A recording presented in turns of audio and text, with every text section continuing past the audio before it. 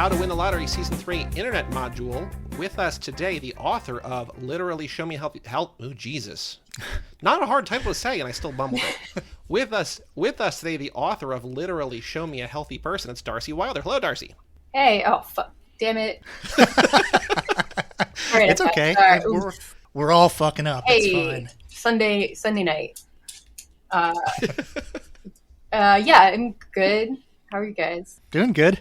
I have a weird question to start, which is, have you read Ducks Newburyport? Okay, that's a good question. I've begun it a lot of times. Okay, I think that's a very, very fair answer. Yeah. What's the barrier? What's keeping you from continuing? I'm afraid of. I keep on starting it, but never really fully committing because I'm afraid. I think it's just fear. This morning I was actually like, maybe I should just do ebook of it.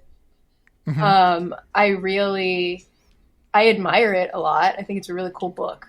But you have the physical, like the actual 1,000-page, probably 3-pound book. Yes, I have.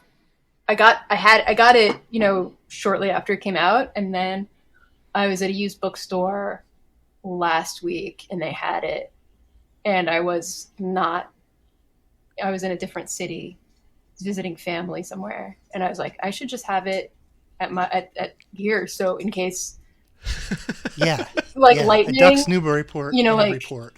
Like Benjamin Franklin with like some kite, like hopefully it'll catch this time, but I didn't. Anyway, but yeah, it's like real cool. I remember, the Book Culture. They're a bookstore in New York, and their Twitter account. Their Twitter account was run by someone who does a Substack called Book Brat now, and at 7 Stars. Anyway. They were really into Ducks Newburyport, and like that Twitter account for the bookstore for like 6 months was just Ducks Newburyport jokes. It was really great. But yeah, great book from the 50 pages I got into it.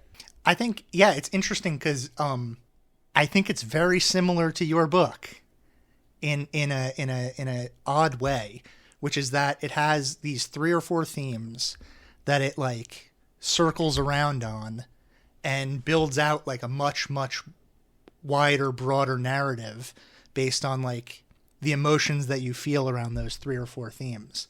And obviously like it's so different from your book too, because it's like 1,200 pages or something as opposed to 90 pages. But I don't know. So I was wondering like about the process that you took to writing it and structuring it, and how like difficult that was, or how instinctual it was, or how did you go about constructing Literally Show Me a Healthy Person? It's a good question. I really thank you I'm flattered by the comparison to Ducks Newburyport. Also structurally, from what I've gleaned of it, those threads that like pick up and leave off and stuff like that. I've like said it before, so I don't know if it's like annoying, but before, or maybe I went to film school for like film production, writing, directing, and I did mostly like these experimental documentaries where I would like record. Sorry if my dog's like clacking around. That's okay. But yeah, so I would be like recording stuff on the fly and then editing it into some sort of like experimental diary film. I was really inspired by like documentarian Jem Cohen and like Agnes Varda and Chantal Ackerman and stuff like that. I was a real pretentious brat at that point, but so I think that so that structure of like beginning somewhere and then going down like a spiral thing and then switching up and then going back. Now that I say it, I guess maybe in those like rated literary essays that are like, a little overwrought often, like maybe it's similar to that, but that's a little bit, for some reason, I don't love those essays. But yeah, so structuring it was kind of like that. I've never really been into, until recently, I got more of a respect for it recently, like 3-act structure and classically structured narratives like that. I know there are like other types of historical structures and templates and things like that, and like our brains make things into stories anyway. But that whole thing, like Harmony Korine was a huge thing. Oh wow, yeah. Yeah, I loved him, and I still love his work and stuff. I like that he's not getting less weird. He's not getting less weird. You're right. He's just getting more money, which allows for even more weirdness, right? Yeah.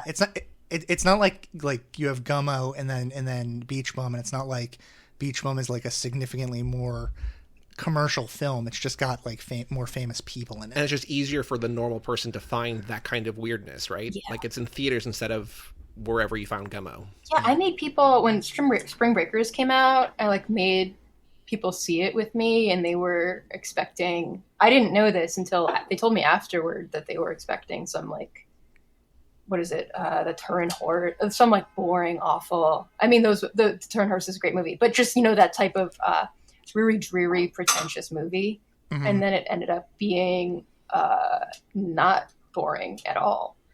Yeah, that's literally like maybe my all-time favorite experience in theaters is watching Spring Breakers, because it was just beautiful. Yeah, I saw it I think it's the only movie I've ever seen in ArcLight. I don't know, but yeah, and so like Harmony Korine and like just zines. I swear to God. So if my dog gets a squeaky thing, I'm gonna. What's your dog's name? She's Coco. Coco? She's a little, like Ice-T's wife. Yeah. I didn't name her. She came with that name, and then she was already 7, so you can't really. Sure. Yeah, she tied to the name. Yeah. You guys have dogs? I have a dog. I have 2 dogs. One of them is named Truther because he has offensive opinions about 9/11, and he saw loose change too early. Yeah. He's a big loose change guy. And then the other one is named Mika. Oh, are they mixes? Are they? Yeah, well, Truther is like a garbage can dog. He's got like 3 legs. Well, he's got 4 legs, but one of them just doesn't work, and he's missing an eyeball. Nice. And he's great. He's the best dog in the world, except for Coco. I don't mean to judge. No, they're all the best dogs. Yeah. And I just have cats. I don't have dogs, so they usually make an appearance because they're usually like they're less than a year old, so they're still lots of energy. So they often make an appearance on the podcast, usually causing Bob some internal stress that they're making too much noise and he loses train of thought, or they're chewing on things or attacking things or just digging in the litter box. So yeah, if you're lucky or unlucky, I don't know, they might pop up. I don't know. I think they're probably sleeping right now though. So thanks. My boyfriend has a cat that I like a lot, but it's. Yeah, just some like being going around your house that like could destroy something that is irreplaceable. Well, I mean, do I have this right? You grew up with a skunk? Yeah, for a couple years. Yeah. Whoa, I don't know that. It's in the book. Yeah, it's in the book. Yeah. I'm assuming that the skunk had the stinky parts removed. Yeah. There was like the book. Some of it is memoir, but some of it isn't, just to be clear. There's some like clearly overlap and stuff like that, but it's not 1-to-1, just to get that out of the way. But yeah, I also wrote for New Gawker about having a skunk that kind of explained more about it. But they're a great animal. It was kind of like a parts of a dog but with the maintenance of a cat. My mom always said that it was like a Midwestern thing. She's from Ohio. And the more I meet people from the Midwest, the more that does not seem true. But like your mom just wanted a skunk and she was like, this is normal where I'm from. It was her 3rd skunk too. Yeah, and she was like, no, it's something that we do. And there was like a skunk breeder and stuff like that. I think that the laws have changed since then. And then there are like Vice documentaries about like, we visited people who keep skunks as pets. And it's like, like, look at those weirdos, weak. But yeah. I do want to get back to the autobiographical thing in a second, but I realize I can sort of link the last 2 things we were talking about, because a year or 2 ago, sometime in the pandemic, and I've lost all sense of time, but I got sprayed partially by a skunk. I kind of jumped over it because I was on my walk. I walk around or run around my town every night. and I saw in a window that people were watching Spring Breakers. No. And I got so excited that I pulled out my phone to text my friend, and I look up from my phone and there's a skunk in front of me, and I jump and try to sprint away, and I mostly avoided it, but he like got my foot in my shoe, so it still stunk for like weeks. But I forgot, like I sort of repressed that memory, but I can't believe that we talked about Spring Breakers and then skunks, and I have a story that encapsulates both. So it's just kismet or something. I don't know. Yeah, that's wild. I was like, maybe should I keep it? I was in Nashville. I'll just say where I was, Nashville. And so I went on this weird hike. Not a weird hike. I went on a hike, and I didn't expect to. I didn't take any of the. I was dog sitting in Tennessee, and I didn't take any of them because I was checking it out. And I thought there were a bunch of squirrels. Started off seeing 8 squirrels, and then I heard some like digging, and I was like, it's probably just more squirrels, but I guess I'll look because they're There was 2 armadillos that were like walking down. Yeah, and they were digging, and then they were walking. It was real cute. And then I saw wild turkeys, kind of normal, and then a lot of deer, which is normal, but the armadillos were real. Were you considering keeping the armadillos? No. Is that something you can do? I did. I was like, I didn't seriously consider it, but I was like, those are, they were at home. I was like, Sure. It's why, like, it's just, they have those shells. I was like, I wonder what their day to day is like. I guess they I don't know. It was cool. I didn't know. I didn't figure like Tennessee had armadillos, but they do. Yeah, I think that obviously that's a Texas thing. I don't think I've seen an armadillo in the wild. Like maybe like as like roadkill, which is unfortunate. But I don't think I've ever seen one doing its thing in the wild. Yeah, that's kind of cool though. I like that. We've really taken this wild. This we've paved everything. But yeah, Spring Breakers, great movie. I remember seeing Trash Humpers. It was like a weird. When it first came out, it was like some weird premiere thing. There was a Q&A afterward. No one was laughing except like me and the people I came with. Because I guess they didn't know if it was like a weird, is it supposed to be funny or not? Right. They think he's like like out there abusing mentally ill people or something like that and documenting them. And just like, which reminds me of I listened to the thing as I was walking downtown yesterday. What you said about the diner comparison of like, sure. That's I took that as a big compliment. That's exactly kind of the cool spirit of what I was thinking of. I've had that experience a number of times, right? When you're like talking with someone and they're deflecting via humor, but they're actually saying something really sad, and it's just like easier to not like probe further. But then like when you leave, you're just like, oh fuck, I really should have made sure that person was okay. Yeah, and it's like a weird what can you really do? And especially with like those ages, like the book is about like 20 somethings, and I guess the audience is for the same and younger. Humor is coping and like, being trapped in your body and stuff like that.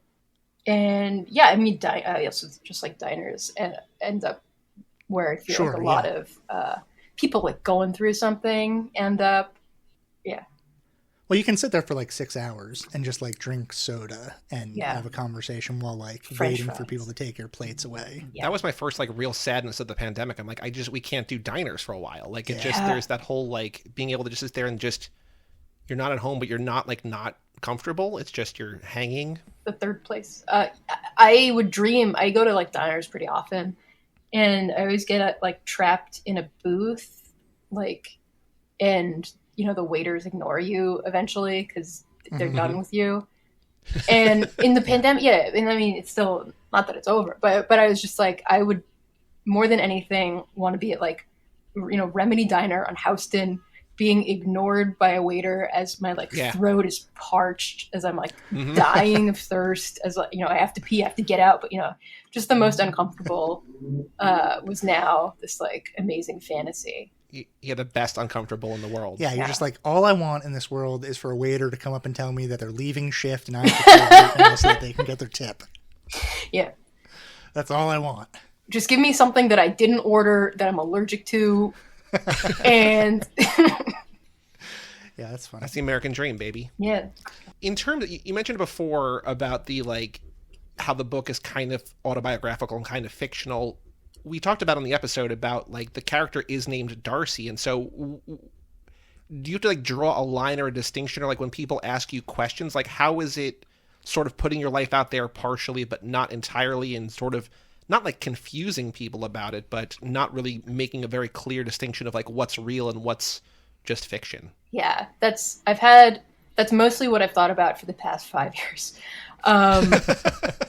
Because there is a lot of overlap. There's a lot of like clear differences, especially because I wrote it in my 20s and now I'm 32. And so it's not only is it like not me, it's like it's most closely like, all right, me at like 25 or 24. I think it was I wrote it from 22 to 26 years old. So somewhere at any point, it's one of those things. So not only is it like not me present day, it's not me then, but it's like, I don't know, it's just like the, keep getting older and keep getting, I don't know, whatever. Like I'm extremely prudish. I'm like very not, and the book is like not, there's like so much sex in it. And I think that was not, especially like that was not from me. That's a lot of, whatever. It seems that like that stuff seems to be manifesting like, okay. So when I think of like that kind of sexuality as like a fictional representation of a person that is otherwise possibly being represented autobiographically, it feels like it is playing with the tension of what people might be thinking about that character and asking them to make judgments, or asking them to I don't know, engage with the whatever a person might think culturally about sleeping with people or oral sex or any number of things. So it's like, trying to dig around for a question in here. Well, I mean, I think you mentioned when you're talking about it, the like worst version of yourself, and it's definitely was that part, like the whole manuscript and stuff was trying to get away from some sort of, like, as much as possible at the time, some sort of like ego, and like, because I mean, it's a lot of the book is about trauma and about like the way and structurally the way, I mean, now that a lot of people read like The Body Keeps the Score, like I see that everywhere. People are reading in public. The Body is The Body. Yeah, I'm not familiar with that. Oh, it's it's a nonfiction book about the way bodies process trauma and how it's really depressing. There's also a lot of 9/11 in that book, but yeah, it's just the the way the way that the body goes through trauma and it's not forgotten and you can't get over it as easily as previously people thought. And so it changes changes the structure of your brain. It changes, like adrenal stuff like that. So the structure of the book I tried to make as similar to, like post-traumatic, unable to like really sit with yourself and like focus on one thing. It's like this flittering thing. I heard a rumor that some like very esteemed said it was like a portrait of disease, which I thought was like very apt. Do you mean your book? Yeah. Like interesting. Of like the brain, and that's pretty much what I was going for, like this inability to do that. And so like the sex part of it is leading with like the most kind of this like aversion to like trying to, especially because social media, there's one aspect of it of trying to be what people aspire to, and then there's the opposite of bringing your worst self to it, which like 10 years ago was not. It's much more common now. And 10 years ago, I think that people were very shy about that. But yeah, so like, sex is one of the things in the book of like, there's so trauma and body stuff are very much linked, and the trauma, a lot of, I think the book is about being unable to like speak properly. If you ever have those dreams where you like can't yell, something like that. That's what I was going for. And the sex is just like limits to the body, and like, in your 20s, people are, there are all these like trend things, like the young people don't like sex anymore, and it's like, did any of them ever do? I mean, they did, but anyway. So just this like stress and this pressure that's like placed on that like avenue of being, and if you're obsessed with like bodies dying and your body in space and being perceived and perceiving others, like that's an avenue of it. But also, there's a lot of like alcoholism in the book. I don't drink anymore. It doesn't seem like I'm not allowed to drink anymore. So I also feel like that kind of like disease thinking and like trying to search for something to make sense. That alcohol that's like another comment directly on the body, right? Yeah. Like, it's like trying to literally alter your state of being.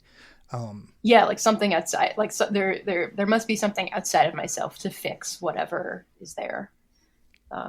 Which does not end up fruitful. Like a fear of being alone or being just like by yourself. You want to fill that with something. Yeah. Yeah. And like an inability, like a ill at ease type thing. Yeah. To sort of pivot for a second, this is a question I was thinking about before, but the first time, so Bob recommended that I read this a couple years ago, so I read it then, and then when we were doing it for this, I think I mentioned in the episode maybe that I listened to the audiobook, and it felt like a very different experience, and I think you reading it, even if it is, like we talked about, like only partially autobiographical, like it felt more kind of intimate and more personal and sort of a different experience in listening than reading. And I'm wondering if there's a way that you prefer that people sort of ingest it, or if there's like, if you see a difference between the two, or what it was like to sort of, to actually read your own work, or, I guess just the thoughts on, because I don't listen to it. I mostly, when I'm, reading, I'm reading, I'm not listening, but this, because I was on a plane, I just wanted to listen to this, or I was in the airport and I listened to it, but thank you for your support. I guess your thoughts and your, what was that? She said, thank you for your support. Oh, you're welcome. You got it. But it's just like, just the thoughts on the two different mediums, and if you prefer one, or if anything. Yeah. It kind of ties into like why I made it in the beginning of like trying to make it into some sort of manuscript and some sort of like artwork that existed beyond stuff, because I was used to like recording this video stuff and making it into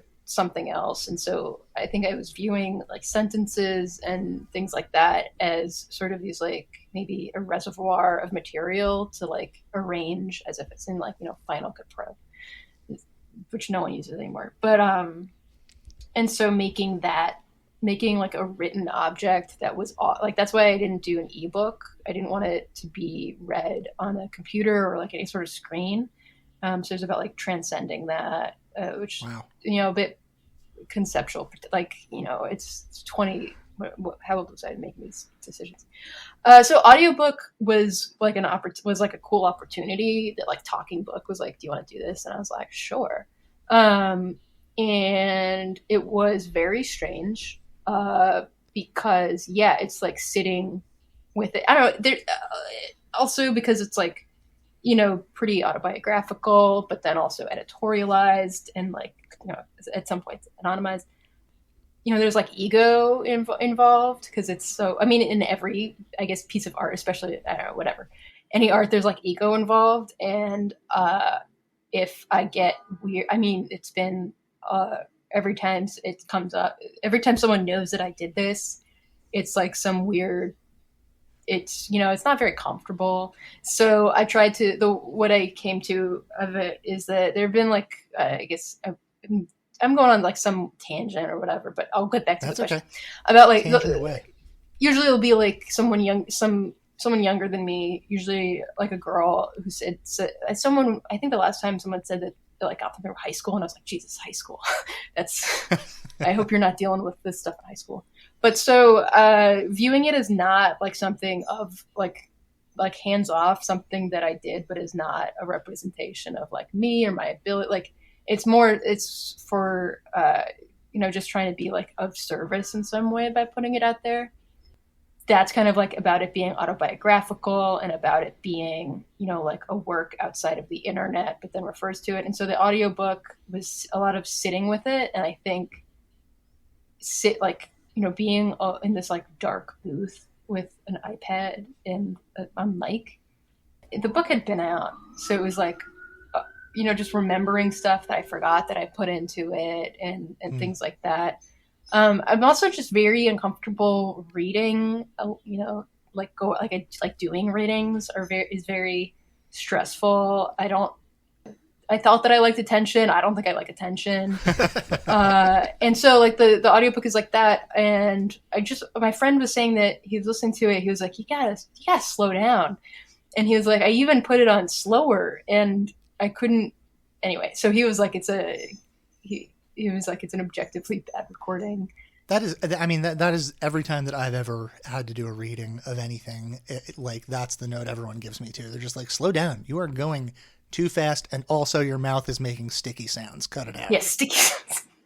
When we did Ducks Newburyport for the podcast, I split that between the ebook and the audiobook. And when I was Lucy Ellman did not read that herself. It was someone else who read it. And she spoke so slowly that I was listening like almost 1.5 speed. And then so for yours, I was like, oh, I'm going to be able to load through this, like, because I think the audio is like 2 hours. I'll be able to knock it off in like an hour and a half or whatever. And I like boosted up and like immediately I was like, oh, no, I can't do this. Yeah. And I didn't slow it down. But like it was nice because it was almost like, I don't want to say this as a negative, but it was almost like you were like embarrassed or ashamed to say some of the things. And like there was a kind of like, I shouldn't be listening to this. Like there was a nice, like you were trying to like rush through to get, and I don't know if that's. No, you nailed it.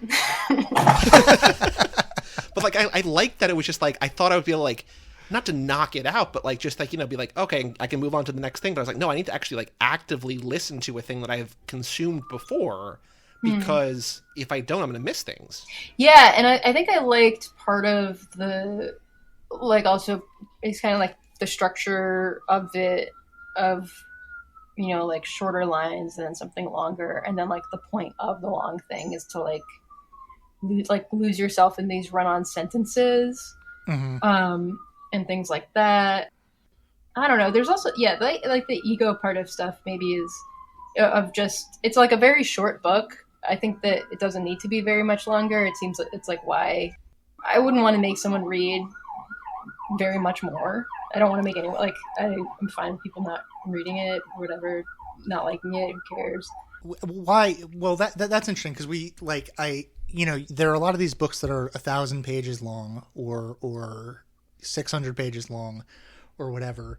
And we've been praising Ducks Newburyport, which is 1,000 pages long. And a huge like that's anyway. It's a very big accomplishment. It's real cool.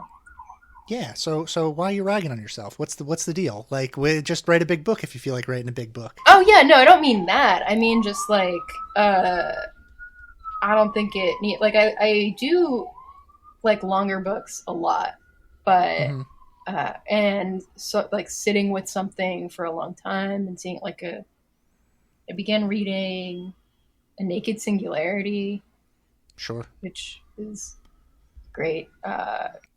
I watched that movie on a plane. Ooh, I didn't know there was a movie, and then I was like, I clicked the link. The movie's not great. The Wikipedia, I don't know. I'm not very far into Naked Singularity.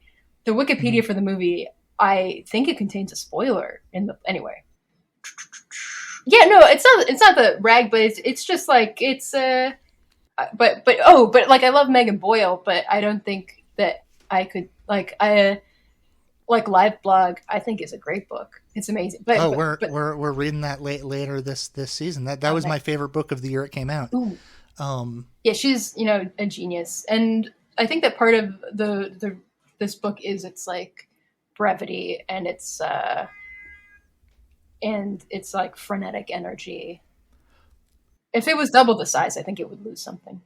I agree. Yeah, I just meant like yeah, the way that you were saying that it made me feel like you were saying that you felt as though among all of the people, maybe your story didn't deserve to be bigger, or that you would be wasting someone's time or something like that, and it made me sad briefly. Oh no, yeah, no. I mean, I don't mean it like, yeah, that sounds a little bleak, but I don't mean it like that. I just mean that it doesn't. The structure of it and the writing of it were more of like a frenetic explosion and then it's over, instead of something that's more of like a. I was listening to your A Touch of Jen episode earlier. I love that book, but the build up to it and then like the twists as being something different. Whereas this, it's like Well, I think there's something to it, like, if this is, because this is the whole season that we're doing is the internet, based around the internet, and I think that, when Twitter was Twitter being the hellscape that we all know it is, maybe it's never been good. I don't know, but... No, it was good for like 5 years. It was good for a while, but like it was good. It was better when it was like there were restrictions, like there was like a shorter, and I think going to what you're saying, like if you had made the book longer, it's like Twitter being like, well, now you can do 280 characters, you can do a thread, you can do this. It's like, well, that kind of defeats the purpose of like, the point is kind of the brevity, right? Yeah, and the restrictions. Yeah, and like if I wanted to translate the subject matter into like a conventionally written book, like I don't know, whatever. What is it? I saw that you guys were also reading We Had to Remove Your Post, which I read last week. And I haven't gotten to it yet. Yeah, we haven't read it yet. Yeah, this coming up soon. I recommend it. Do you have advance word on it? It's good. I liked it. It was right. Also a very quick read, but very good. But it's, I guess it's not the most conventional thing. I mean, I guess like fake accounts is pretty like a conventional, structured, whatever. I probably wouldn't do a great job at that if I had tried to make besides that. Anyway, but it just was not something that like interested me in the thing. Like when I was in high school and college, I was looking for something that wasn't going to be, like taught to me or in like the canon. Like I wanted zines and like I wanted to see art by people that seemed, that I like adjacent to me and older, people, like DIY stuff. And so like that's what interested me. Like I think something that you said earlier that was interesting was the like length of time that it took for you to write this, and I was wondering if how was it conceived of initially, since it took you years to write it? You said, like, was this idea always conceived as a short book, or was it like, were you just writing down one-liners on a notepad, thinking like I'm going to do something with this one day, or was it compiled? Like how many of these things were like once upon a time tweets? Yeah. Some of them were things of that nature. Some of them were, and I was like really into Twitter at some point. I know, like, I don't really have very optimistic views of Twitter anymore. It was fun for a bit, and I was really like around 2011 to 2014, 2015, like mega, like the alt-lit type of, I mean, that word sucks. I was that like term, it was like really, it's always been like real cringe, but another, I hate also that word, cringe, but so it was like really. What do you think about chuggy? Do you like chuggy? It seems like a fake. It seems I don't like fake. It. I don't know. I feel like once I figured out like what it meant, it was already like the moment had passed. I'm like, well, why did I spend that like 35 seconds to figure out what this word means that I'm never going to use and I'm not allowed to use anymore? So I read some sort of like New York Times thing about it, whereas it was like reading a historical. It was like, all right, 6 months ago, people said this. Yeah, I feel like if the New York Times is writing about chuggy, it's already like that's very clear that the moment has passed. Well, that happened with. I don't remember what it may have been. The New York Times, it may have been Vanity Fair or something like that, but there was like an article about quote weird Twitter unquote, and it was like, oh, this shit is over. Yeah. The second, even though they were interviewing cool people like Patricia Lockwood and stuff like that. Might have been like a BuzzFeed News thing. It might have been like Katie Notopoulos, who's like been a good journalist about this. Her work is great, but if the publication okays the story, it means that it's probably over. Yeah, it means that you've now mainstreamed a thing that used to be cool. You've put it out there for like all the people who are now like everybody can show up and start doing like wolf puppy impressions or something like that. It's just like no one's going to be as good at that as that guy was. So I love cut it out. I have like a visceral memory of 2012. Just love it. Yeah, I wasn't that into weird Twitter so much. I had a Twitter account at that point, but there was something that might have been a little bit too like edgelordy thing, like basement type of maybe what's that website? I don't know, like webcomic-y type thing. But I was super into like after like Tao Lin stuff and that world. Sure. Which kind of made me think about what like the line between art and not. And I had spent 4 years in this like small conservatory of people, and you know, I was pretty pretentious at that time, but I was also like kind of like I was really into Dan Deacon, if you guys know that, like that guy. Anyway. Yeah, the drinking from cups, right? Yeah. Oh yeah, yeah. There's also a rumor. This is completely irrelevant. I went to SUNY Purchase. He went there too. There's a rumor that he lived in a dorm, and I guess, you know, things happen in college, and the wall ended up with a hole in it. And this I just realized this is a great story too. He hid like a couple bottles of 40s filled with like urine in them and drywalled over the thing so that they wouldn't know, and so one day they'll unearth that. Classic Dan Deacon move. Great artist. That's an archivist move. Like that's art. Yeah. 5-dimensional stress. But yeah, so a lot of it was written on the fly, and also like having done mostly like video projects, and then the lift for video is so much heavier than writing, with like production and working with people, which is so stressful. And money, I imagine. Yeah, money, editing, things like that. And so I had been writing something in like little, you know, like notes app stuff. And then just like antsy, like first year out of college and not having, like, it's very different. I was used to working on stuff, and then I had this like, you know, series of terrible jobs. And so I was, you know, writing these like really long, stupid Facebook statuses that were, you know, me being antsy. And then someone suggested that I make it into something larger. So it was becoming a zine. And yeah, so it was like a zine for a while, and I would have like a document and add stuff to it and then move things around. And then someone suggested making it into like more of a manuscript than a zine. And I don't know if you know this writer, David Fishkin. He's yeah, I know the name. He's I think he moved, anyway, whatever. He he's great, very smart, in that whole like Mira Gonzalez, Jordan Castro universe. If you know those writers. He suggested that it just not have chapters. Like, I was trying to figure out the structure, and he was like, you don't need this. And then he recommended David Markson's Wittgenstein's Mistress. Yep. That sort of thing. Yeah, and so that was like very helpful. And then after that was like kind of engaging in gear and became like more of an editing thing. So, and during that whole time, I was like doing other stuff. So it wasn't like every day for 5 years. But it was also like 5 years now. It doesn't, I don't know how old you guys are, but 5 years now doesn't seem like that long. But from 22 to 27, it seemed like it was. I mean, it's a quarter of your life, right? It's the proportional, right? Like the older you get, the less time means, or something. Isn't that I spent most of the pandemic thinking of that, and my therapist was like, "You got to set a timer and stop thinking. Like you get 15 minutes of this every day max." Yeah, I mean, I just, you know, I think of when when you're a kid, summers last forever or whatever, and then now it's like, I go back to work in the fall, and it's like July is almost over, and it's like right around the corner. So yeah, it's minuscule. Yeah. I was gonna pretend just now like I was 85 years old and try to surprise you. I was gonna say, like, would you be surprised if I told you that I was actually born in 1927? The silent generation.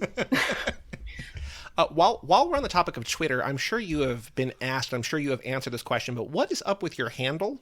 Oh yeah, that also plays into. I was like maybe it was I had graduated and it was becoming fall again, so it was weird. I was like, oh, I'm not going back to school ever, and I don't know. I thought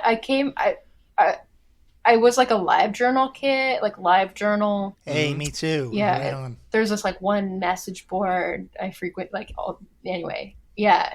Yeah. I also had a Zanga. Like New York kids were most of them were on Zanga, but I started both. Is your live journal and are they still up? Is there like a graveyard of your? Oh, own I did that. I figured that out a couple. You years purged ago. it, okay? Yeah, I remember that. I think it was 2014, and I was like, oh, I need to clean that up. Nobody can know about this. And then Zanga, actually, they lost all their data. So that's like MySpace lost all their data. Right, yeah. Fuck that. I lost a lot of like cool emails that I had sent to people via MySpace. I like would update, use it as like a blog. But I grew up in that, but I'm still, I think in college, very suspicious of social media. I think also I had a really cool teacher for documentary who was like into like the Fugazi world, and like so and so I was like really admire, like I wasn't new to those ethics, but it was really nice to see someone living them out. Similar, I don't know if you guys read the Janine Garofalo piece that I maybe am Gen X. No, one of our friends just sent that to us yesterday. I did not read it yet, but about how she's always like been a sharp voice in comedy or something like that, right? She is, but she also like I knew that, like I also actually saw her on the now that I think of it, saw her on the street before I left for Tennessee, and I've seen her on the street several times, and I remember seeing her and thinking, I guess that's something you just see her out and about now. Like she's just I've heard stuff about how it's very easy to book her for a comedy show. But yeah, the piece also goes into how she doesn't have a computer or an email address or anything like that. And on this long tangent, but social media being a thing that I was wary of. Yeah, wary of. And then I was with like the Tao type of world of seeing how cool it was, these people like that were excited about technology and embracing it. I began to view that other stuff as pearls clutching and like whatever. And like, what do I have to, like, what else am I going to do? Like no one will hire me. No one, like, whatever, like what, so I guess I'll just throw everything into the internet, which is essentially what I've usually done, I guess. Anyway. And now I'm back to being like, well, no, there's definitely a clear line between, like, I thought that, the everything's, there's no ethical consumption under capitalism is true, but like it's reel it in. Anyway, so this was time where I was like jumping all in, and I was like, well, I wanted to be as anonymous as possible but also being whatever. So I did a string of numbers, and it's like nine threes, then a 4. Then 5, because I was at 9 to 5 is like a very easy thing. I was looking for a 9 to 5 too. Yeah, I'm off the internet almost entirely, except for I still have Instagram, but my Instagram is just a random string of letters, mostly so that students can't find me. But I found that whenever I like message people, even close people that I know, they completely ignore me because they think that I'm a bot. Yeah. Now they don't let you. I mean, Twitter doesn't let you do all numbers anymore. And oh, you've been grandfathered in. Yeah, you beat the system. But I think I wanted the book title to be a keyboard smash thing, and Gian DiTrapano, rest in peace, amazing. Anyway, he was like, no. That's where he drew the line. He was like, you can't. Yeah, he was like, it doesn't have to be capitals, but you gotta people have got to be able to search for your book. And I said, they'll just call it Darcy Wilder's book. Well, it's like, do you know that band Chick Chick Chick? Yeah. Yes, I do. The 3 exclamation points is unsearchable on Google, and that's like one of the reasons why they made that the name of the band. Yeah, which like is fascinating. I remember not knowing how to pronounce their name growing up. Also, the band Girls, and their first album is called Album. girls, impossible. Yeah, you're just gonna get like the Fabulous Ronettes or something if you type in girls album. Yes. I'm trying to remember. I saw some band open for I went to a concert and the band opened. I don't remember. I'm trying to remember the name, but it was something like their name was like Album, and I'm like, all right, so music album. Like you can't find them. It's just like I get why you're doing this, but That's also great. like I can never find you online. I think it's also like a more recent thing too. I mean, I guess Chick is not that recent, but like Jawbreaker Reunion and like plays on SEO, results, and like. Wait, is there a band called Jawbreaker Reunion? Yeah. That's insane. Yeah, Really it was a lot of double takes for years until Jawbreaker did reunite, and then like Blake Schwarzenbach was just like, "What the fuck? I'm so angry at these people." I feel like they probably must have liked it. I don't know. It's so Maybe. Yeah, I don't know if that guy has that great of a sense of humor about stuff. He seems to take things pretty seriously. I don't know. Yeah, I've always been a big fan of Me that too, band. me too. I saw them. Yeah. I did go to the reunion a couple of years ago, and I thought it was going to be, this like, oh, when I was 14, and now I'm like whatever. And my brother was there, and he used to make fun of me for listening to Jawbreaker. Now he likes Jawbreaker. Thought it was going to be whatever. And it was fine. I mean, it was a good show, but it wasn't. I don't think I like reunion shows.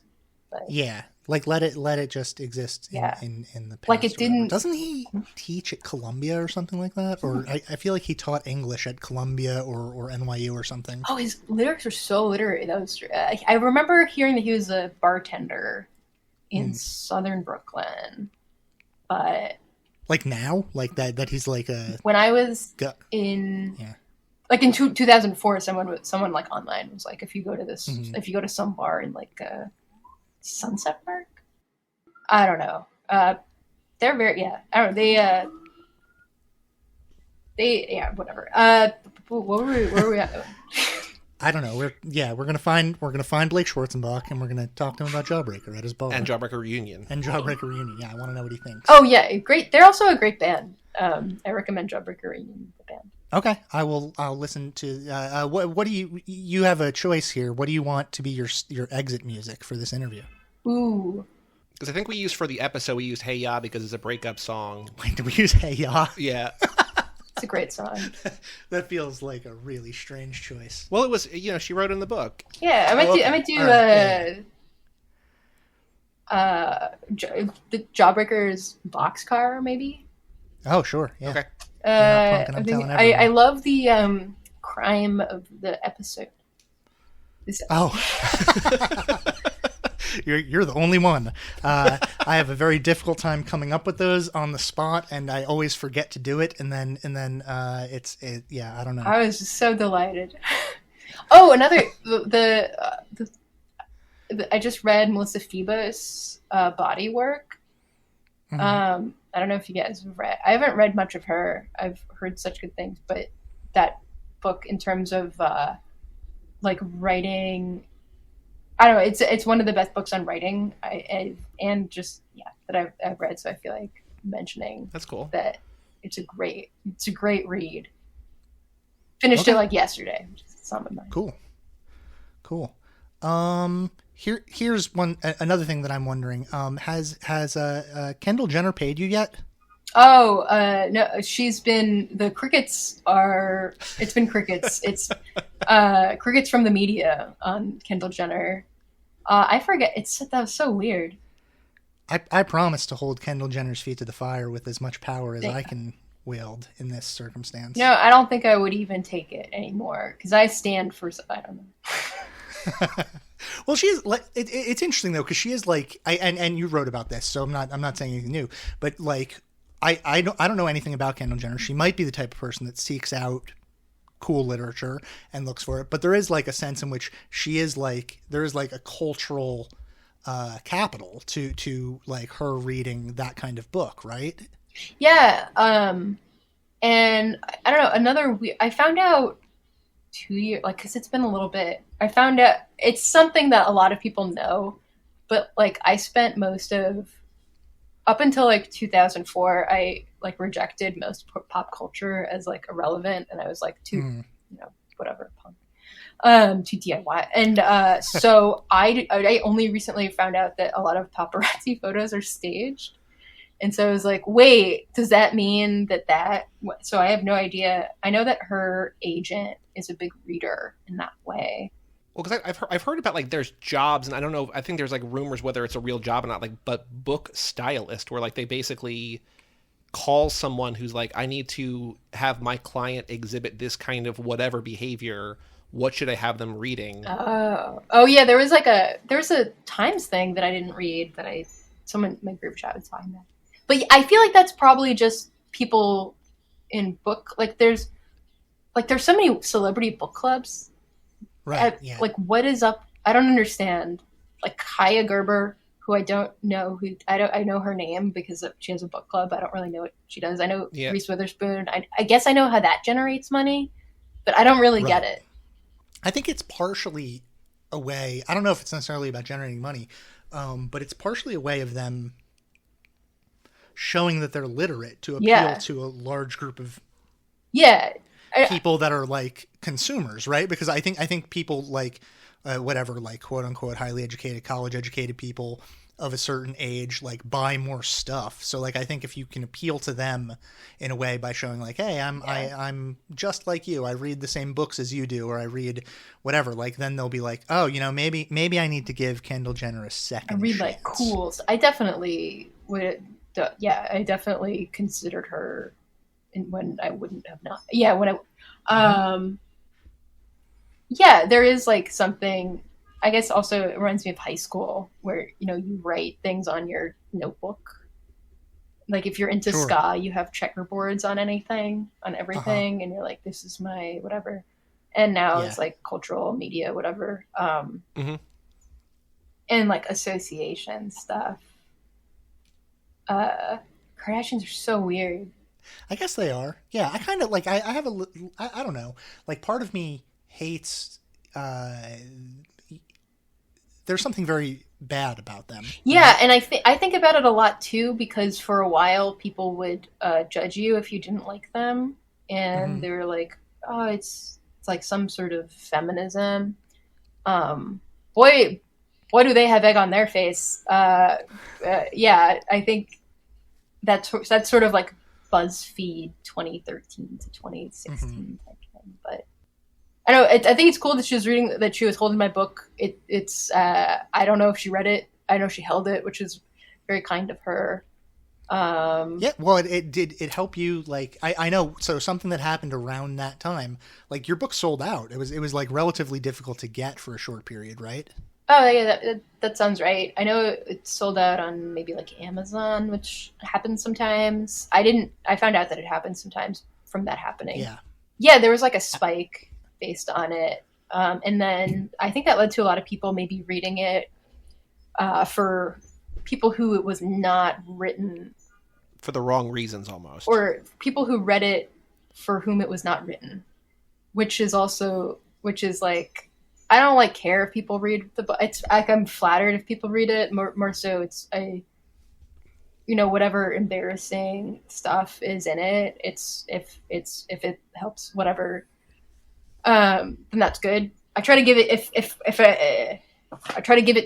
a teen ever wants it. I try to give it for free. But yeah, so it's like people. I would rather people not read it than like people get like. Buy it and be like, what did I do? Well, I'll tell you something that is along this lines, and it's plausible that you'll be angry at me in 2 seconds, which is that around that time when it was relatively difficult to get a hold of it, I tried to teach it. I was for really? A freshman college course, and I ordered it, and the bookstore had a tough time getting it, but the bookstore got it, 18 copies for my class, and then I didn't end up teaching it because 3 weeks into the semester I was teaching Rules of Attraction, the Bret Easton Ellis book, and I like that book. Yeah. I think it's great, but a student complained, and I got a real long talking to by the department chair about gratuitous sex. And so I was like, I think maybe we should scrap the Darcie book from this. Oh my God. From this thing, because I don't think that they and like the thing that pissed me off, what made me really mad was the person who had complained before we actually were reading it as a class. So they read it on their own, got offended by it, and then went to the department chair. Wow. So I was like, I can contextualize all of the things in Literally Show Me a Healthy Person. I can talk about like the structure, and I can talk about it, I think, fairly intelligently, but like, I'm not going to be able to do that if someone just reads it on their own entirely and then decides to get upset about it. It's funny that they read it and were like, I don't need to be taught about, I don't need to learn any lesson. Like, I already know. And like, I think maybe if I rewrote it, I would take a lot of like sex stuff out. I am like a prude by nature, and I can't believe, my buddy upstate teaches it to height, like, oh my God. And I think I didn't realize, I forget like how like gross the book is. And then I listened to you guys talking about it, and I was like, how does he teach this to 17-year-olds?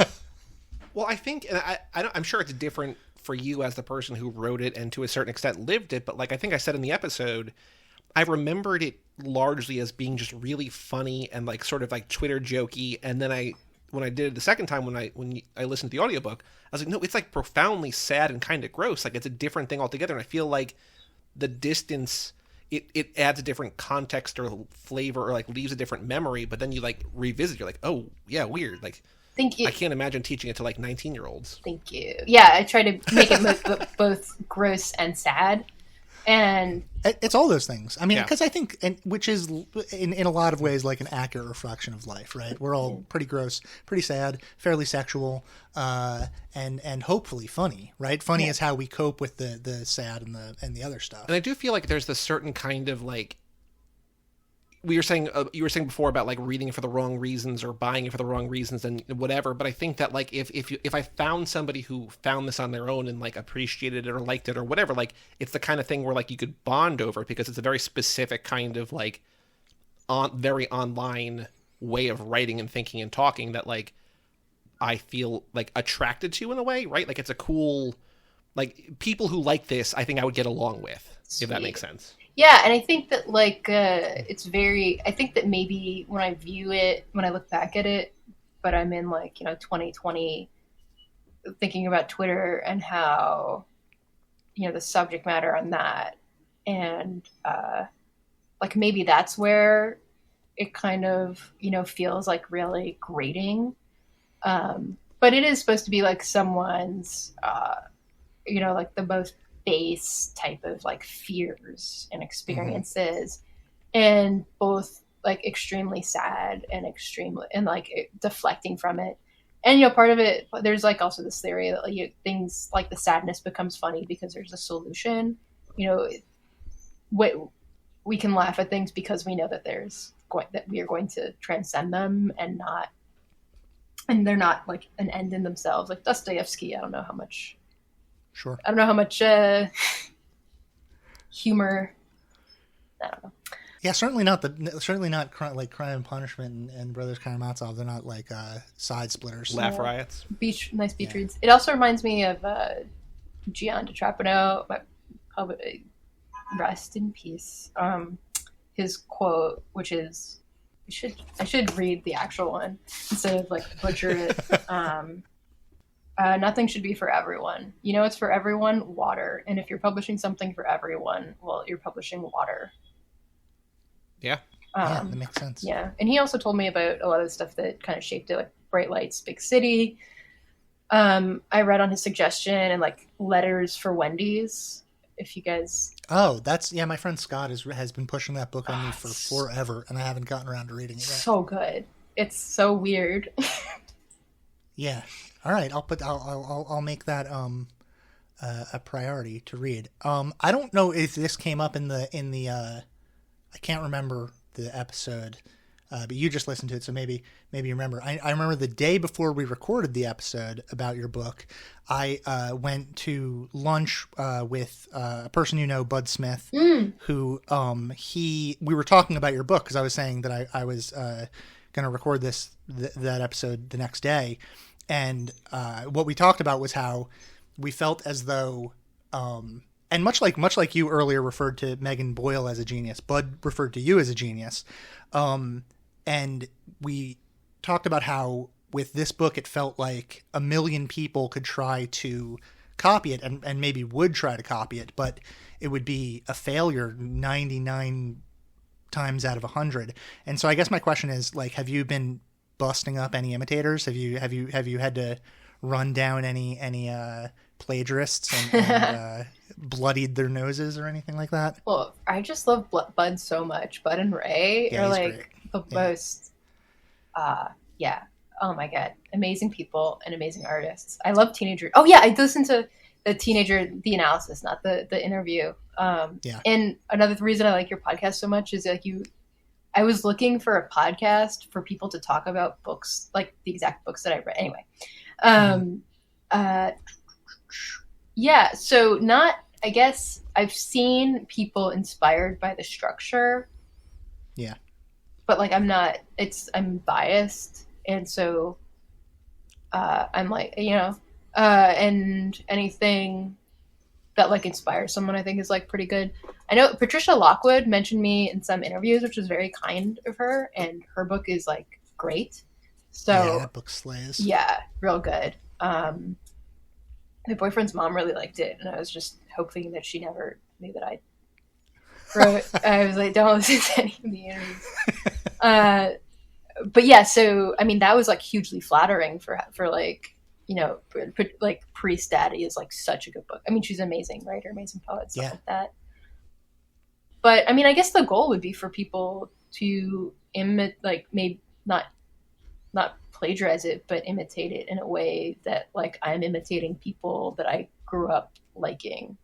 Whatever that makes sense. Zines. Like be inspired by it. Yeah. Yeah, like the Doris zine, a zine called Doris. I don't know it. They're in some anthologies of it, which are great. But so I think it's like good. I feel like I think I mentioned this question in the email to you, and I feel like we've probably already had the answer throughout this episode. But every author that we talk to, we ask them to sort of program a little module because each of our seasons is based around a theme, and so we're in the internet season right now, and if people read literally Show Me a Healthy Person, nailed it, got it right the second time. Hell yeah. If they read this book and loved this book and wanted more that either inspired you or was thematically similar or just things that you liked that were kind of like this, what would you recommend? It could be things that you've already brought up this episode or new stuff or, anything out there that you want to sort of like plug or pimp that, people should check out. Yeah, I guess I mentioned Letters to Wendy's, like Joe Brainerd's I Remember was like very influential on me. I mean like the Harmony Korine, Jem Cohen. Have you read the Harmony's zines? Yeah. Like foster homes and gardens and stuff like that? Yeah, and there's Crack Up at the his race stuff is really weird. I never really understood what he was doing with that. But Crack Up at the Race Riots, I remember just thinking like how cool it is to be able to do a book like this. Yeah. Even though it's whatever type of book it is. Actually, I think also one of the first books is more like vignettes, was Pieces for the Left Hand by John Robert Lennon, who I haven't read anything else before, but his book, I think I found it in like 2009, and I was really into it, and now so it's like more like Lydia Davis and that type of thing. Bright Lights Big City, that like the build up, and then when things kind of like start making sense throughout it, like that was like a huge, just like crying at the end of that book. Have you read Story of My Life, the Jay McInerney book that comes? I don't think it was his next book, but it's a couple books after that. I have not. Should I? It's great. Okay. It's really, really good. I know he's like a wine reviewer now. Oh, really? I know he acts on Gossip Girl, the original Gossip Girl. He shows up in Gossip Girl all throughout. So that's that. It's always weird seeing Jay. Bob's Mappin favorite TV and- show. Yeah, I love Gossip Girl. I love teen drama. What can I say? I've never Who doesn't? seen it, Who among us? but I support it. I mean, I guess the Melissa Febo's body work is obviously Oh, yeah, something I that's right. didn't read before. I wish I'd read it before, but it just came out this year. Oh, Scott McClanahan. I've always really loved. I've read Hill William and really loved that. Yeah. But I haven't read what the Sarah book is the one that people talk about Yeah. a lot, right? Yeah, Hill William was and then Crapalacia. I read Hill William and Crapalacia before the Sarah book came out and was really into it. Also, a lot of when I was like writing what became this book, I was really into Sam Pink and Oh yeah. his like Person, but more so I think his like earlier things before Person. Ron Tell. Yeah, his some of his poems. Forget. He's a great painter long, too. Yeah, very long title. Yeah, but so I was really into that, and the book where he works at Target. Yeah, he's a great writer. Yeah. I think the last thing I want to say is not really a question. I just wanted to share something with you that on my dating profile, there's the prompt "perfect first date." Yeah. And I am using, and I want to say that I'm always disappointed when people don't comment on this, because I feel like, once I was saying before, like, it's, if you appreciate this, we will get along. But my perfect first date is grab some burgers, hit up the hospital, switch some babies in the maternity ward. And it's surprising how few people actually even comment on that. And I'm like, how do you overlook that? I forgot that until you mentioned. Like you said it on the I podcast. love it so much. And I was I like, love did it I so write much. that? Yeah, it's. Thank you for using that. I hope it. It's I not hope- working. Yeah, I don't But know I'm if I'm trying. surprised, but. Oh yeah, I think before because I've been in like a relationship, I passed my phone. I think I was like beginning to stop drinking, and I passed my phone to someone who was had a stable life to see my Tinder profile, and I just had a throwaway Facebook for work just because I'm a social media manager. And I joined all these stupid groups, and she was like, yeah, maybe you're not getting matches because your groups are like, I like to blast Slipknot to my plant. Yeah. Yeah, I was in my I used to tutor at a writing center, and we had a Facebook group, and there was a someone shared a very, very innocuous meme, and the person that was the source of the meme, because you know how that like pops up underneath when you share it, it's like you can see like the group that it comes from or whatever. Mm-hmm. And it was a super innocuous meme, but the name of the group that it was shared from was called "Getting Fist Fucked in the Back of a Honda Oh my Civic." God. And I was just like, not work appropriate, guys. Oh my God. Yeah. And that's, yeah. Is it age, or is it that like the internet is different where I'm just so delicate and prudish? I don't know. Maybe it's both. I feel pretty delicate too. I'm 38 years old. 39. I just turned 39. Happy Happy birthday. birthday. Yeah, thanks. What are you, a Leo? Well, maybe you can tell me. I was born on the summer solstice, so I'm not sure. But you're on the cusp. I think it's between Cancer and Gemini. I had to get out of astrology. I couldn't be normal about it. Have you read this is a brand new book, but Exalted by Anna Dorn? I love Exalted. Yes, Okay. I read. Yeah, I love Anna Yeah, Dorn. yeah. I love that book. Yeah. So that book fucked kinda up. fucked me up. Yeah, she's great. Wait, Darcie, when's your birthday? May 1st. Oh, okay. Well, happy birthday to you too. When's your birthday? December 15th. Oh, nice. What is it? It might be a Capricorn. It might be a Sagittarius. I don't know. I'm a Sag, Nice. I don't know. Astrology is too complicated for me. There's too many things going on, too many moving pieces. Once I found out that there were all the, sorry, this is going on, but they were like, oh yeah, Taurus is these things, these relationships. And then after a while, an astrologer was like, yeah, you mean, it could mean that you're good with money, or it could mean you're really bad with money. It just means that money is an important part. Like, that's a theory. I think Taurus isn't related to money, but after hearing that, I was like, all right, it's bullshit.